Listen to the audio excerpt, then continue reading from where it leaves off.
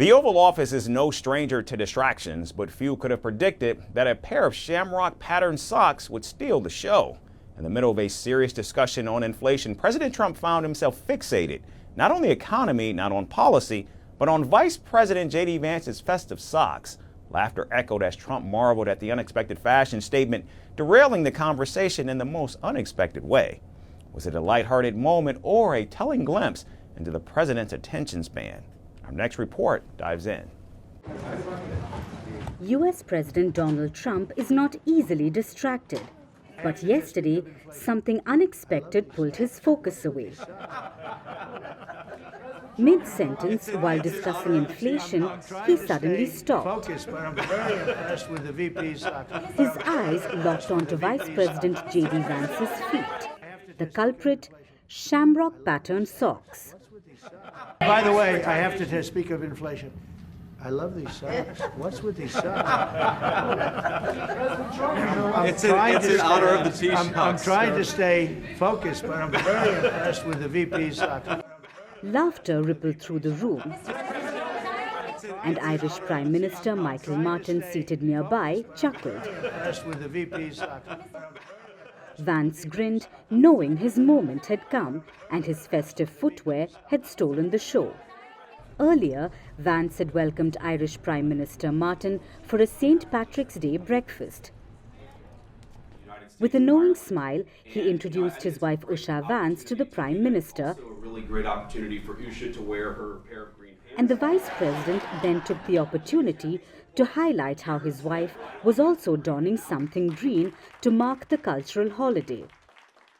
And let me just say before I introduce the Taoiseach that one of the things that we try to do with this breakfast is just remind people of the important bonds of friendship between the United States and Ireland.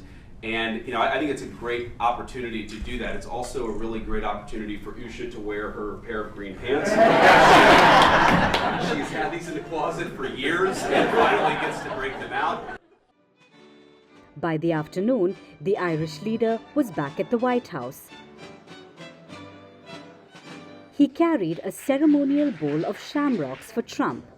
The annual tradition was a symbol of friendship between the two nations.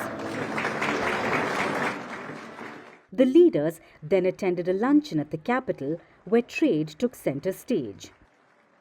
Vance, still basking in the sock moment, then posted the clip on X, writing, "I knew he'd comment on these socks," adding a laughing emoji. Trump, however, soon turned serious. The light-hearted moment gave way to sharp words on trade. He accused Ireland of benefiting unfairly from U.S. policies. I have great respect for Ireland and what they did, and they should have done just what they did. But the United States shouldn't have let it happen. We had stupid leaders. We had leaders that didn't have a clue. Defending his nation, Martin pushed back, calling the relationship a two-way street. He pointed out that Irish companies create thousands of American jobs. He made sure the debate was firm but diplomatic. What I would say, President, if I could 1 second, just make the point, it's a two-way street too, and we are investing a lot more in America now, and people may not realize, but Ryanair, one of our biggest airlines, for example, AirCap, they buy more, the two of them together buy more Boeing airplanes than anybody else outside of America. Meanwhile, Vance's fashion choices sparked conversation beyond the White House. His high-riding trousers and visible socks had already drawn online attention. While some hailed him to be the meme king, others pointed out that no one cares about his socks, just like no one cared about what the Ukrainian leader was wearing. Vance's bold sock choice had made headlines and even won the president's undivided attention. Yet amid the chuckles and clover-clad feet, one question remains. What exactly was Trump going to say about inflation before he got distracted? Focus, but I'm very impressed with the VP's. Merci beaucoup. Hi, how are you? Very well, thank you. Thank you for being here. Namaste, Mr. President. Bharat Kelogan, Komeri Namaste. How many people generally follow you in interviews? Typically in a month, we have viewers up to 150 million. That's more than twice the population of France. And in the last 2 years, we had 3 billion viewers. So I say, Laurent, this is your chance to be famous. You're on Firstpost. One word to describe your equation with Prime Minister Modi. Amitié. As India and France work together, are you creating a new era of non-alignment in the technology space? India is a training superpower. 1 million engineers a year, more than all of Europe and the US combined. So we have that partnership. We have a partnership on the environment and the economy. We also have civilian nuclear programs, and that is something we've developed far beyond the France-India relationship.